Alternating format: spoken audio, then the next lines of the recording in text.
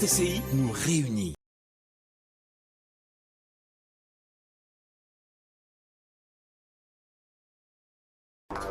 Santé pour tous. Santé pour tous. Magazine médical, produit et présenté par Dunia Cheus.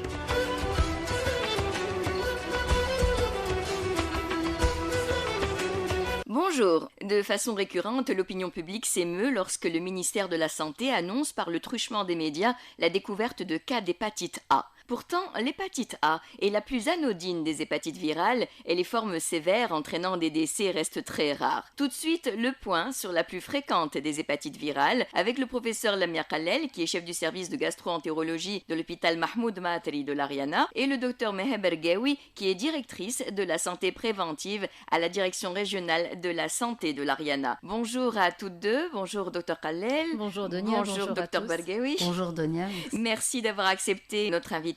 Alors je vous poserai la première question, professeur Lamia Khalel. Qu'est-ce que c'est que l'hépatite A ? Alors l'hépatite A, c'est une maladie infectieuse. C'est l'infection alimentaire la plus fréquente au monde. C'est une maladie à déclaration obligatoire. Vous dites infection alimentaire. Tout à fait. On l'appelle D'accord. infection alimentaire. C'est quoi une hépatite A plus exactement ? C'est une inflammation aiguë du parenchyme hépatique qui est liée à une contamination par un virus qui s'appelle le virus de l'hépatite A. Pour Ce parler plus virus- simple, on va dire que c'est une inflammation du foie. Alors oui, tout à fait. C'est les cellules hépatocytaires qui sont inflammées. Pourquoi ? Eh bien parce que ce virus-là va être ingéré à travers des aliments ou de l'eau qui sont contaminés par des sels. On va voir ça plus tard, mais c'est que ce virus-là a un tropisme hépatique. Il aime la cellule hépatique, il va nicher dedans, il va se multiplier, donc coloniser encore plus de cellules. Et après, il va y avoir une réaction immunitaire. Le système immunitaire du corps humain va réagir contre ces cellules infestées et il va essayer de les détruire. Et c'est ça qui va entraîner une inflammation du foie. Et donc, pour annoncer un petit peu la couleur, je voulais dire que cette maladie, sa fréquence est liée directement au degré d'hygiène dans le pays,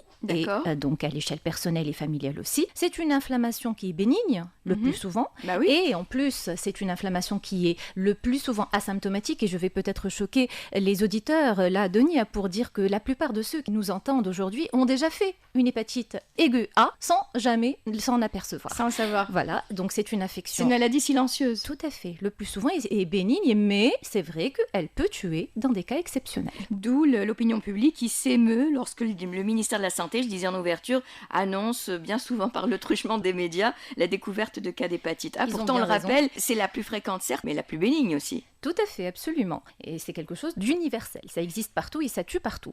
D'accord, mais quand on dit c'est la plus fréquente, la plus bénigne, ça veut dire qu'il existe d'autres types d'hépatite. Tout à fait, il y a bien sûr d'autres types d'hépatite. Quand on dit hépatite, stricto sensu, c'est une inflammation. Hépatite aiguë, c'est une inflammation aiguë. Et il y a Du pas que foie, les- toujours. Du foie, tout à fait. Et il n'y a pas que les virus qui donnent des hépatites virales. D'abord, il y a tout ce qui est médicaments, c'est la cause la plus fréquente.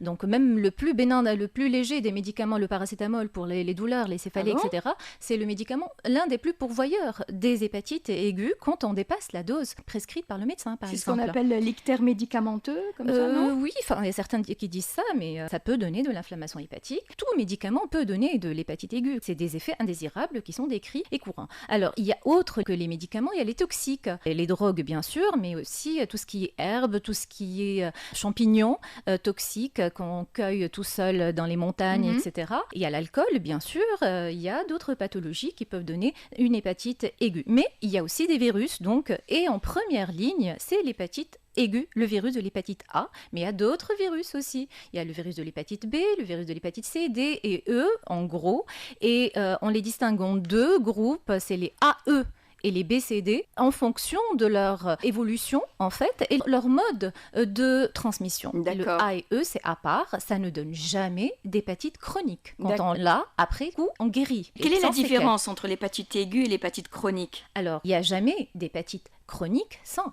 hépatite aiguë. D'abord, être infecté, faire une réaction inflammatoire aiguë, symptomatique ou pas, ça on va le voir, le plus souvent c'est asymptomatique dans tous les cas de virus, mais après il y a des virus dont on va se débarrasser pour la vie et en être immunisé, comme le A et le E, et il y a des virus qu'on risque de garder toute la vie aussi, c'est le B, C et D, et avoir une inflammation chronique liée à la persistance de ces virus-là. Et cette hépatite chronique d'origine virale B, C ou delta, eh bien c'est elle qui est pourvoyeuse à un autre jour d'évolution vers la cirrhose hépatique, avec toutes ses complications, en particulier le cancer du foie. Tout à fait. Donc, on distingue ces deux grands groupes d'hépatites virales de par leur évolution, de par déjà leur mode de transmission, parce que l'hépatite A et E se transmettent par voie féco-orale. C'est à travers les selles, la contamination des aliments et de l'eau par les selles. C'est des infections qui vont être d'origine alimentaire ou hydrique. Tout à fait, de tout ce qu'on met dans la bouche en fait et qui soit contaminé par les selles d'un sujet déjà malade. D'accord. L'amélioration du niveau d'hygiène avait pourtant conduit à une réduction significative des infections du foie. Docteur Mehebergaoui, on avait l'impression que l'hépatite A n'était pas un réel problème de santé publique, on va dire ça comme ça. Effectivement, si on le compare à l'hépatite B ou C, c'est pas un problème de santé publique. L'amélioration effectivement des conditions socio-économiques et des conditions d'hygiène ont fait que nous ne voyons plus autant d'hépatite A qu'avant. Et d'ailleurs, ceci a été démontré dans l'enquête qui a été réalisée donc en 2014-2015 par le ministère de la Santé, une enquête populationnelle qui a été conduite par l'Observatoire des maladies nouvelles et émergentes et qui a montré une prévalence des anticorps anti-hépatite virale A de 79%. Seulement un enfant sur 5 possède ces anticorps, c'est-à-dire qu'il va être réceptif. C'est-à-dire que l'immunité collective a diminué et donc on va être plus réceptif et donc on va avoir plus de risques d'avoir l'hépatite A. Cette même étude a montré que les plus de 30 ans, 89% avaient déjà fait une hépatite A, donc ils avaient déjà des anticorps anti-hépatite A. Mais le problème se pose au niveau des personnes qui ont moins de 30 ans, puisque une personne sur deux n'est pas immunisée. L'hépatite A, on dit que c'est la plus fréquente des hépatites virales. Est-ce qu'on a quelques chiffres dans le monde, en Tunisie, sur les hépatites en général ou sur l'hépatite A en particulier? On a surtout des chiffres par rapport à l'hépatite B et C, puisque ce sont elles qui posent plus de problèmes. Donc, dans le monde, il y a 325 millions de personnes qui ont une hépatite B ou C chronique, parce que c'est justement la chronicité qui pose problème. Lamia vient de le dire. En Tunisie, la moyenne tournait autour de 700 cas jusqu'à 2015, et à partir de 2016, quand même, les chiffres ont augmenté, et un plus en 2017, puisqu'on est autour de 500 cas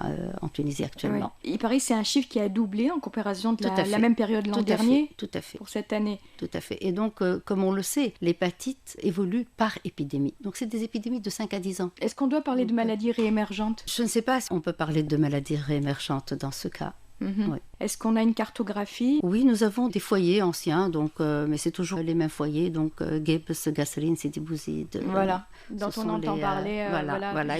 Et les cas de décès, on en a eu 4 cette année. On en a eu 4, oui, mais c'est justement, ils ont été plus ou moins expliqués. Il y en a un qui avait déjà une maladie qui n'était pas du tout due à un virus.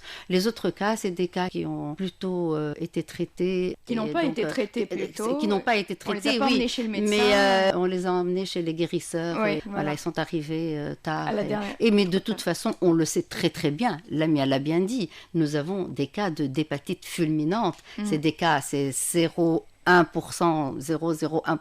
à 0,1% donc de décès pour les enfants, et chez les adultes c'est un peu plus élevé. J'aimerais qu'on revienne sur les causes et les facteurs de risque donc de l'hépatite A. C'est une maladie due au péril fécal, elle est à transmission féco-orale, elle peut être directe, donc féco-orale directe ou alors indirecte par les aliments et les eaux de boisson. Des aliments qui ont été contaminés par des gens qui ont les mains sales, qui ont préparé la cuisine. Tout à fait. Et les facteurs de risque par exemple au niveau alimentaire, ça va être quoi? Les salades? C'est tout ce qui est légumes, c'est tout ce qui est fruits, c'est tout ce qui est eau. Et d'ailleurs, quand nous avons eu nos cas à l'Ariana et qu'on a fait notre enquête, on a trouvé la notion d'ingestion, de consommation d'eau, mais de sources inconnues. C'est des personnes qui vendent de l'eau. Les gens qui achètent cette eau pensent que c'est une eau qui est minérale, mais seulement vendue dans des jerrycans. Et donc, il y a cette notion de consommation d'eau d'origine inconnue. Il y a quelque chose à propos de l'eau dont on ne se méfie pas, c'est lorsqu'on va boire une boisson quelque part et qu'on demande des glaçons. Les glaçons, on ne sait pas avec quelle eau ils sont faits. Tout à fait. Voilà, tout à fait. En préparant cette émission, là autour de moi, j'aurais dit surtout ne prenez plus jamais de glaçons que vous alliez. Et si tu permets aussi, Denis, il y a tout ce qui est commerce alimentaire non contrôlé, parce que quand on fait des sandwichs dans la rue, et la main des préparateurs de ces sandwichs, on ne sait pas si ils ont lavé leurs leurs mains pour faire donc la salade, toucher la salade et tout. Et donc là, il faut que la population, en fait, le citoyen, soit éveillé et évite d'acheter des aliments comme ça, dans ce sens-là. Et l'eau aussi, c'est un véritable problème, comme disait Dr Barghewi. Là, il revient à la population d'avoir une certaine conscience par rapport à ce sujet. Il y a aussi les relations sexuelles avec une personne infectée, donc il faut éviter. Il y a la cohabitation avec une personne infectée. On va voir qu'il faut isoler un petit peu le patient aussi bien. C'est-à-dire qu'il ne faut pas boire dans le même verre, il faut... Pas exactement, pas nécessairement, oui, mais surtout donc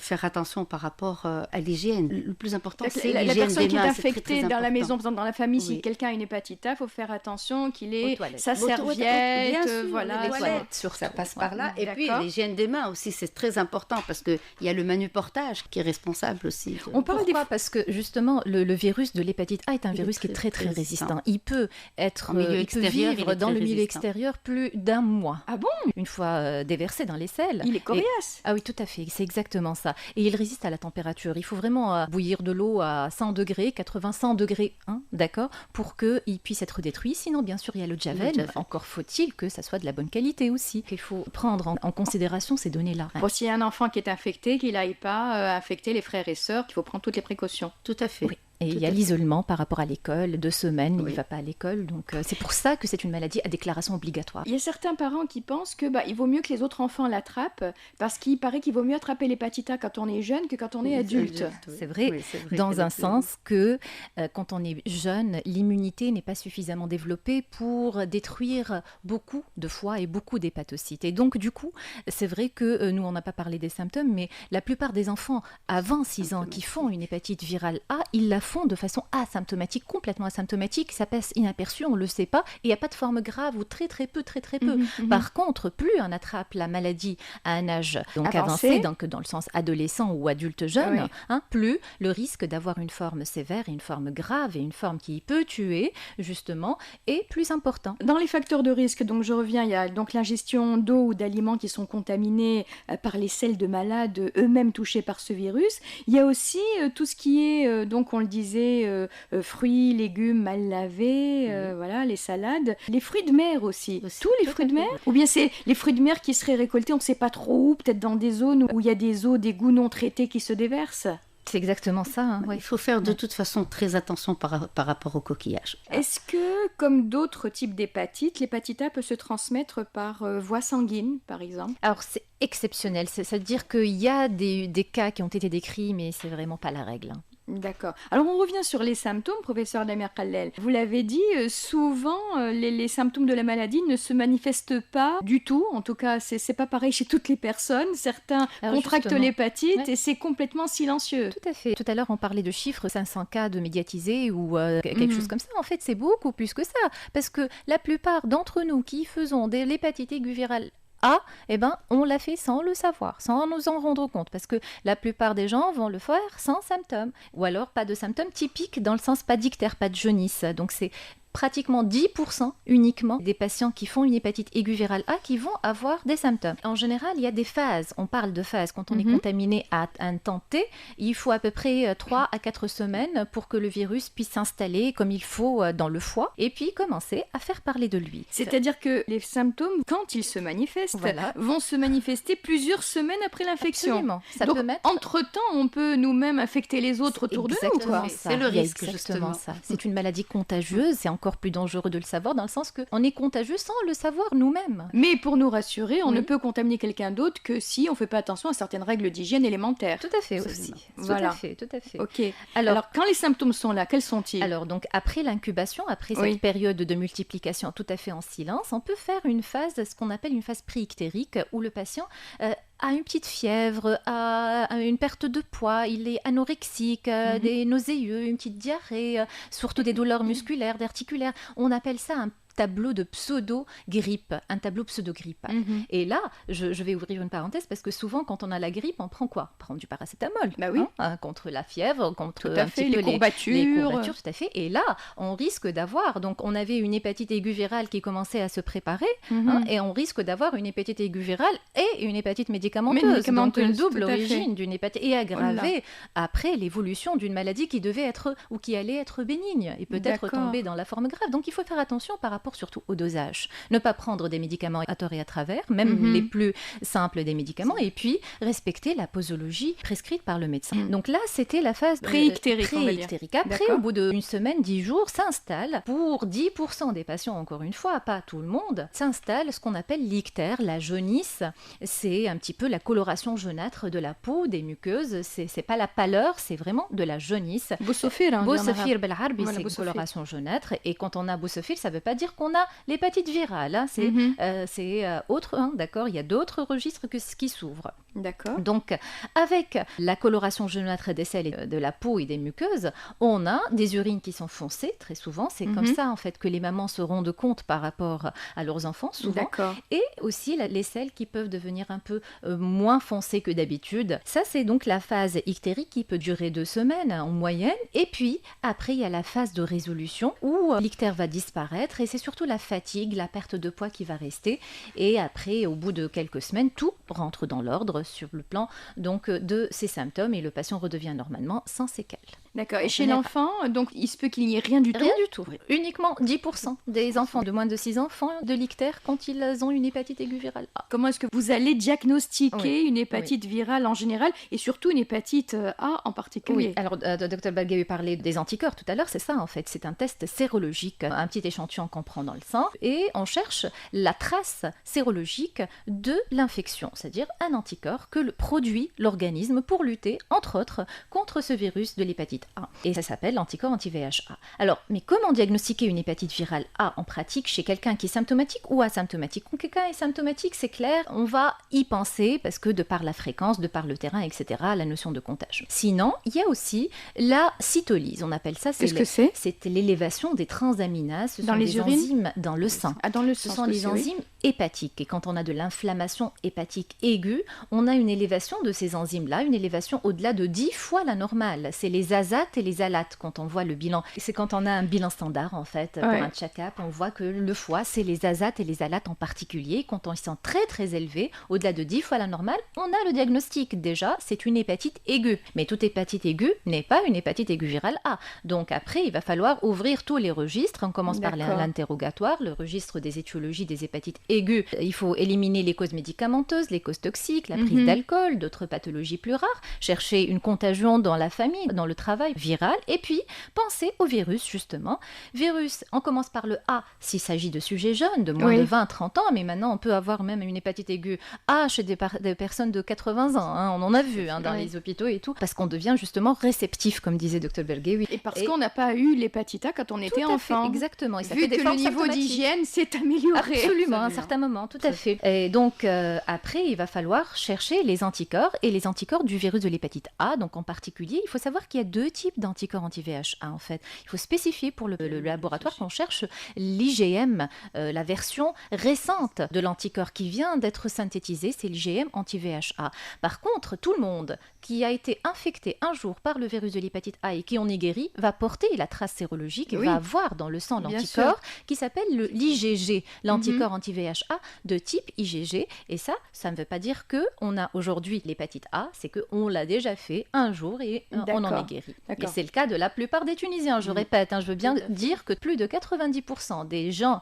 de plus de 30 ans, donc nous tous, là, ici sur le plateau, avons donc fait une hépatite aiguë A sans s'en rendre compte. D'accord, pour le diagnostic, on le voit, c'est très précis. Je passe sur autre chose. L'hépatite A, normalement, elle guérit toute seule, non? Dans la quasi-majorité Comment des ça cas, évolue? c'est une guérison systématique, c'est que le foie, il a cette capacité de régénérer. La cellule qui a été détruite par l'immunité, elle va se faire régénérer par une autre, par d'autres cellules, c'est juste une question de temps. Et il n'y a pas de portage chronique pour le virus de l'hépatite A, on a une immunité naturelle qui se fait, on ne va plus l'attraper, le foie va guérir donc, et sans séquelles. Ça, c'est dans la majorité des cas. D'accord, sinon? Alors sinon, il y a des formes rares qu'on appelle les formes graves. Les formes d'abord sévères et graves de la maladie, c'est quand vraiment il y a une destruction massive des cellules hépatocytaires. Or, ça veut dire que le foie ne va plus assurer ses fonctions.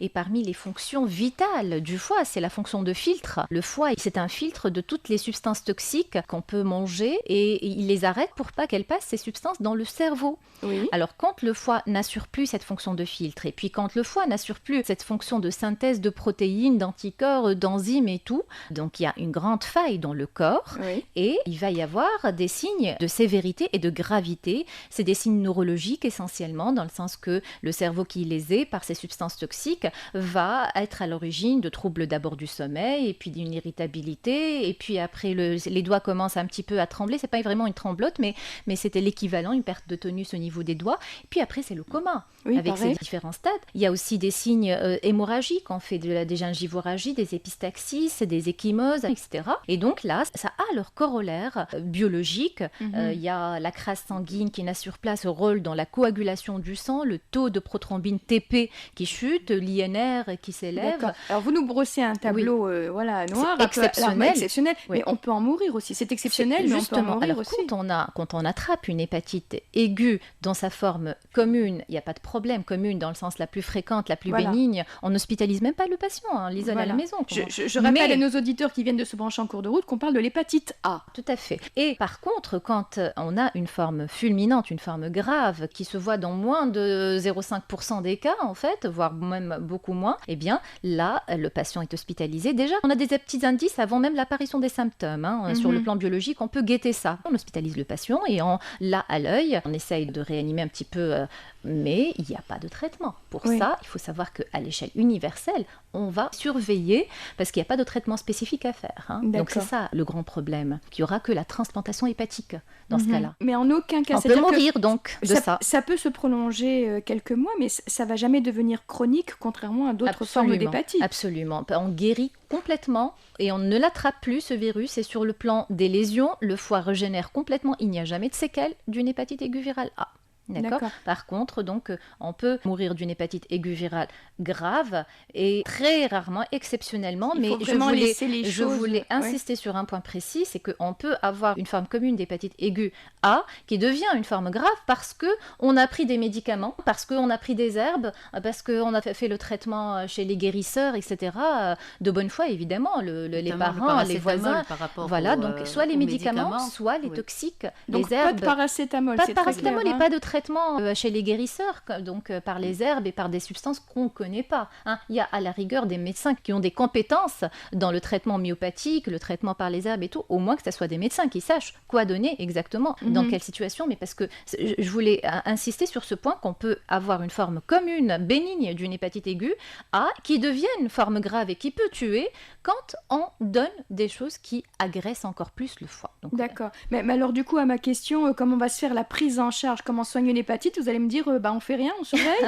Il y a deux grands volets. Il y a le traitement, les soins, et il y a la prévention. Pour le patient lui-même, qu'est-ce qu'on fait? Il faut qu'il se repose. Le foie, il est inflammé, donc il faut se reposer. C'est-à-dire avec un régime alimentaire? Alors, il va manger, parce que c'est un patient qui va avoir une anorexie, il n'a pas envie de manger, il perd du poids aussi, donc on va lui donner des choses assez saines, pas trop grasses, etc. Mais il faut qu'il mange assez de protéines et des vitamines, etc. Et on va enlever tout ce qui est traitement inutile. Si c'est un patient qui prend, je sais pas, un traitement pour le cholestérol, on peut l'arrêter, 1 semaine ou 2 semaines sans traitement anti-hypolipémiant, c'est pas la fin du monde. Faut laisser son foie se reposer. Exactement. Pas de toxiques, pas de traitement spécifique malheureusement. Dans le monde, il n'existe pas de traitement, contrairement à l'hépatite B, contrairement à l'hépatite C, il n'y a pas de traitement spécifique pour le virus de l'hépatite A. Pour les formes graves, justement, la seule alternative possible pour les gens qui ne regrimpent pas à la pente, parce qu'on peut guérir spontanément même d'une hépatite aiguë grave, pour les gens qui n'arrivent pas spontanément à remonter la pente, c'est le décès, sauf si on fait une greffe du foie. Et greffe du foie, dans un contexte d'urgence, ça veut dire avoir des greffons. C'est pas uniquement avoir des médecins et chirurgiens, c'est pas uniquement avoir le réanimation et les moyens pour ça, c'est surtout avoir des greffons. On sait que les donneurs d'organes ne se précipitent pas en Tunisie, tout à fait. Voilà. C'est une histoire de culture, de mentalité, et pour nous, en Tunisie, c'est un véritable frein. Oui. Alors, le mieux, c'est de se protéger, c'est de voir au niveau des mesures préventives. Docteur Mehe Berguewi. Oui, moi je voulais juste axer un peu sur ce qui a été fait cette année. Dès qu'on est informé d'un cas d'hépatite, et en général, ça a été dans le milieu scolaire. Nous sommes bien organisés au niveau des régions par rapport à ça. Nous nous déplaçons sur place avec l'équipe d'hygiène, justement. L'équipe d'hygiène qui va faire les prélèvements, mais qui va aussi faire de l'éducation. L'équipe scolaire, parce que vous savez que dans le domaine scolaire, nous avons des équipes. Chaque école a son médecin et à son infirmier. Donc ces personnes sont informées et toute l'équipe se retrouve au niveau de l'école. Donc nous faisons de l'éducation par rapport au lavage des mains.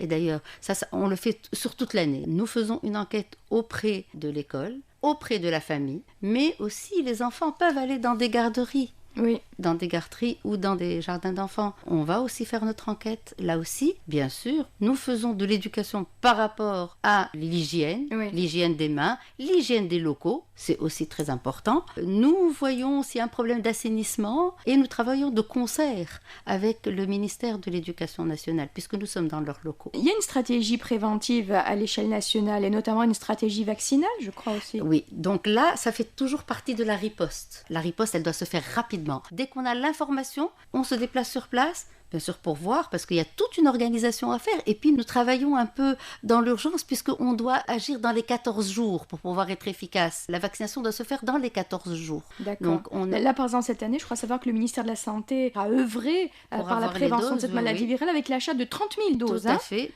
Contre l'hépatite A. Oui. Donc il y a eu des doses qui ont été achetées. Et puis les doses, elles sont immédiatement disponibles dès qu'une région contacte donc le ministère. C'est rapide. Pour être efficace, on est obligé d'être rapide. Mais justement, donc la riposte, c'est aussi ça, c'est la vaccination, aussi bien des enfants, mais aussi des personnes qui ont moins de 30 ans. On l'a vu tout à l'heure, parce que les personnes qui ont plus de 30 ans, ils sont immunisés. Bien évidemment, ces personnes doivent faire le bilan pour savoir si oui ou non, ils ont des anticorps anti-hépatite A. S'ils ne l'ont pas, on les vaccine. Mais les parents, les enseignants et les enfants, bien sûr. Voilà, dans tous ces foyers d'émergence épidémique. Mais est-ce que l'efficacité du vaccin est totale ? Tout à fait. Donc, elle est bien sûr efficace à 95%. Et puis, elle est... C'est valable pour la vie ou il y a une durée ? On dit que c'est une dizaine d'années. D'accord. Voilà. On le disait tout à l'heure... Pour une dose. Si on a plus d'une dose, on est mieux protégé. Bon, déjà, avec une dose, on est protégé sur les 10 années. On peut faire 2 doses d'un coup ? Non. Non, 6 mois. Oui, ce sont deux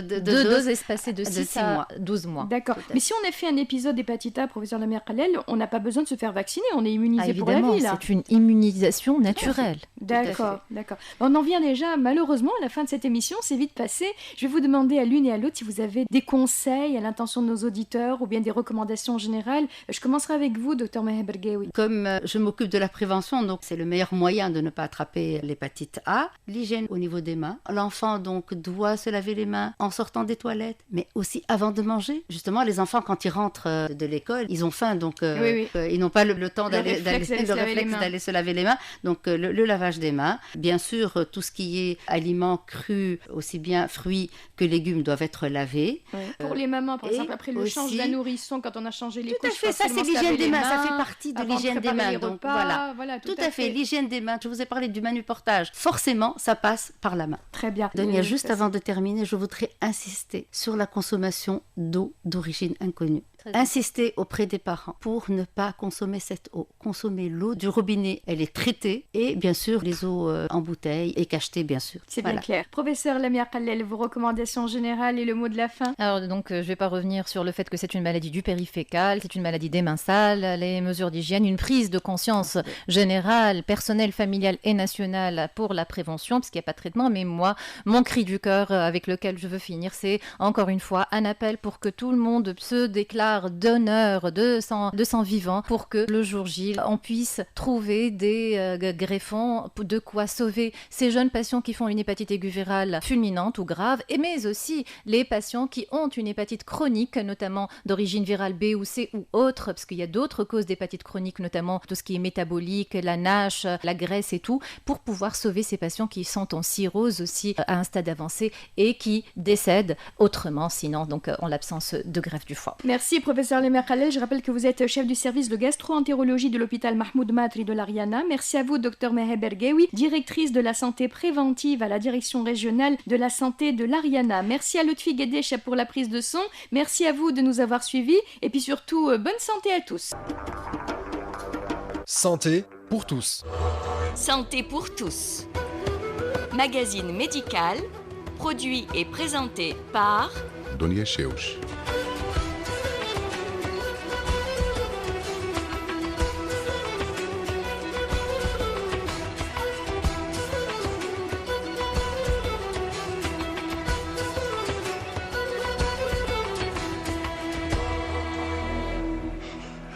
meilleur de la musique sur RTCI.